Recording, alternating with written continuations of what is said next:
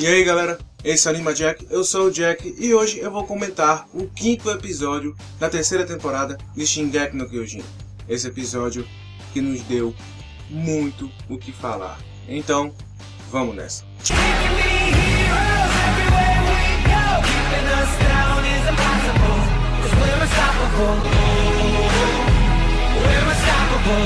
E aí galera, Rocheda? Logo no começo já peço deixar a sua voadora nesse like, se inscrever no canal, ative o sininho para não perder os próximos vídeos e também compartilhe esse vídeo com os amigos se vocês gostarem dele, tá? Então, vamos para o comentário do episódio. Bem, o episódio já começa onde parou, que é o julgamento do comandante Erwin. Que não é bem um julgamento, já é uma execução, por se dizer. Nós podemos ver que eles não estão esperando nem ao menos o julgamento terminar e já estão fazendo o lugar onde o Erwin vai ser enforcado. O julgamento começa e nós vemos um pouco do que é o plano do Erwin para se safar e ajudar toda a tropa. Nós vamos ver que os Lords dizem todos os motivos dele sobre a acusação do Erwin ter matado aquele comerciante. Nós sabemos que é mentira. Sobre a tropa de exploração ter sequestrado o Eren, nós sabemos que isso não é verdade. Quem realmente sequestrou o Eren foi o Rod Reis junto com a polícia militar. Ele disse que tudo aquilo, por ele querer pegar o poder do Titã para ele, por ele ter matado uma pessoa, vai contra o estatuto da humanidade. Ele não deveria querer ter o poder do Eren só para a tropa dele, e isso é um crime muito gravíssimo contra a humanidade, e por isso ele vai ser julgado, e nós sabemos que ele vai ser condenado, e a tropa de exploração toda vai se acabar. E aí nós temos um pouco do grande plano do Erwin. Ele começa o discurso dizendo que a tropa de exploração é a lança da humanidade. Sem eles, a humanidade não teria como atacar. As outras tropas simplesmente só defendem, só podem agir depois de serem encurralados. A única tropa que realmente ataca os titãs, detém os titãs antes deles atacarem, é a tropa de exploração. E ele fala que se houvesse um novo ataque nas muralhas, toda a humanidade teria que se espremer na última muralha. E isso acabaria com todos os recursos da humanidade e isso causaria uma guerra civil, destruindo de vez a humanidade. Bem, nós vemos que os Lords não dão a mínima para o que ele fala. Os Lords falam com o comandante Pixis sobre se ele está do lado do Erwin ou não, já que ele trabalhou com o Erwin inúmeras vezes. E o comandante Pixis fala que não, ele não está do lado do comandante, ele está do lado da humanidade. Nessa hora que a gente viu o episódio pensou, vixe, o cara passou a perna do outro. E aí nós vemos a grande aposta do Erwin. Bem, nós sabemos que ele havia combinado alguma coisa com o comandante Pixis, mas não sabemos o que era. Junto com o Zachary, que é um comandante, ele arquitetou um certo falso alarme que a segunda muralha havia sido rompida novamente pelo Titã Colossal e pelo Titã Encoraçado, e que agora todos estavam sob ataque. Então rapidamente todo mundo concluiu que deveria colocar todo o pessoal da segunda muralha para dentro da última muralha, para proteger essa humanidade. Só que aí vem a grande jogada. Os Lords, pensando apenas neles, disseram que não. E já pensando naquilo que o Erwin falou, eles pensaram que não vamos colocar o povo na segunda muralha para dentro da última. Isso faria o que o Erwin havia dito. Aí nós vemos que eles não estão ligando a mínima para a humanidade, eles só pensam neles mesmos. Tem até um certo ponto que eles falam entre si, dizendo que não tem importância nenhuma se o povo morrer, porque ele já tem o poder e logo ele será passado para um novo recipiente.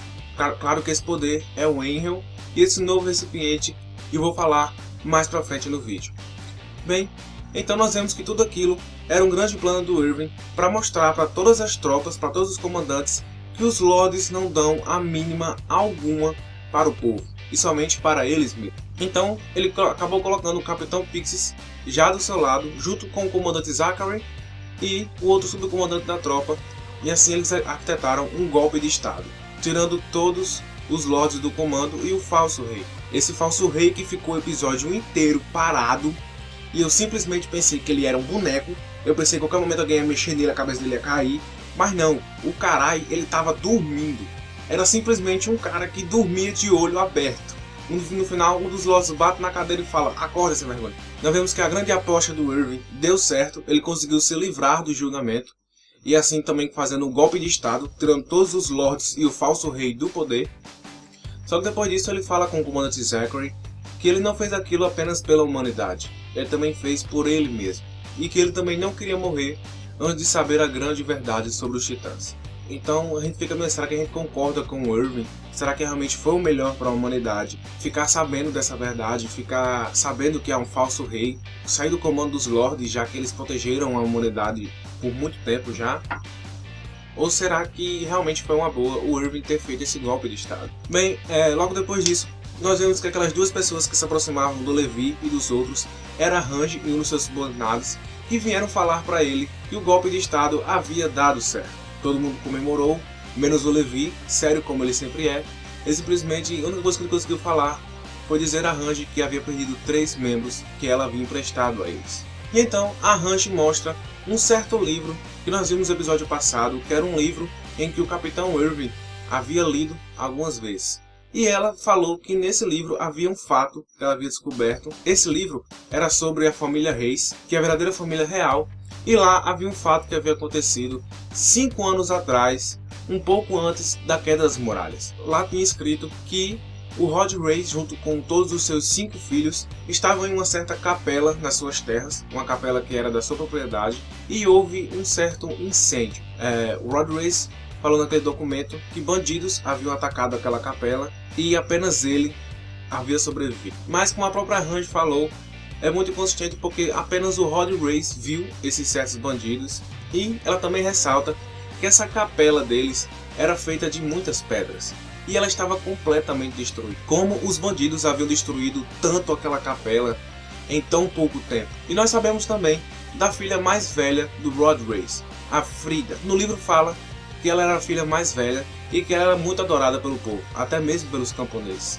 E que ela, junto com os outros 4 irmãos, haviam morrido nessa noite, nessa capela. Bem, uma informaçãozinha que foi dada nesse episódio, uma informação foi dada no meio do episódio, naquelas cartadas, talvez muitos de vocês não vejam ou até pulem, mas lá sempre dá algumas informações muito boas. Elas falam que há uma certa gruta especial, uma certa capela subterrânea, e é lá onde a família real transmite o seu poder, que é passado de geração em geração. E eles falam que nessa capela ela é revestida de um certo material muito brilhante, que provavelmente seja fruto de um titã. Bem, nós vemos essa capela no episódio, onde o Eren está preso, e ela é coberta por um certo material, e nós vemos o Eren nessa capela, preso, impedido de se machucar e se transformar em titã, e ele está desacordado, e ele tem um certo sonho. Nesse sonho, ele sonha com a Frida, que é a filha mais velha do Rod Reis, que eu falei mais cedo no vídeo. E é meio estranho porque será que o Eren conhecia ela antes dela morrer 5 anos atrás, ou algo do tipo? O mais estranho é que nesse sonho, o Eren não está vendo a Frida pelos olhos dele. Ele parece ser a Frida. Será que tem alguma coisa em comum?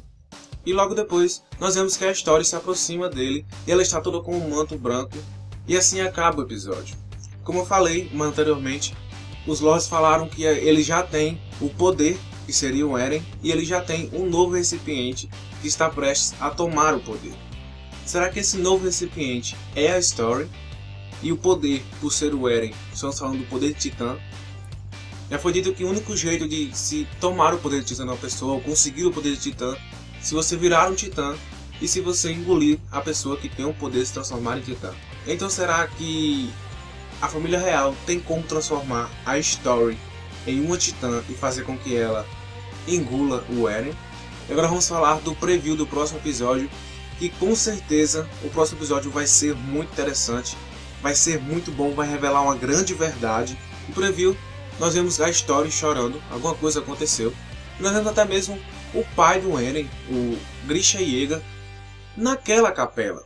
Eu acredito que aquilo talvez não seja um sonho do Eren de novo, mas quem sabe um flashback.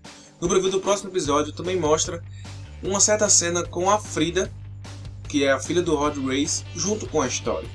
Bem, nós sabemos que a Story também é filha do Rod Reis, então a Frida é meia-irmã da Story. Então nós vemos que talvez elas duas tenham um certo passado. E só para ressaltar, como o Grisha Yeager, o pai do Eren, estaria nessa capela.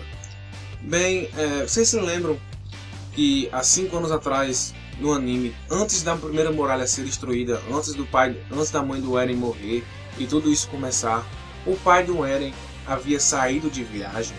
E não é meio estranho que ele havia saído de viagem ao mesmo tempo aconteceu aquele incidente na Capela do Reis, em que todos os filhos deles foram mortos. Será que tem alguma coisa a ver com isso? E mais uma coisa, já foi dito que para se transformar em Titã você tem que engolir uma pessoa que tem o poder de Titã. Então, quem será que o Eren engoliu? Deixem as teorias aqui embaixo, tá, galera?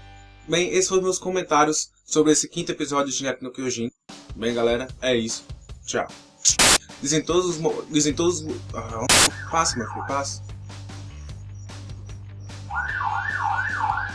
Isso, vai embora, vai lá.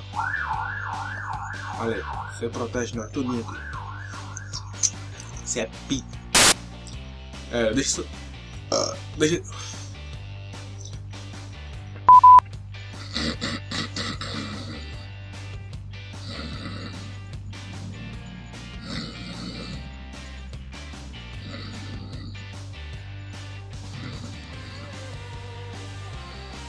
Hora do almoço.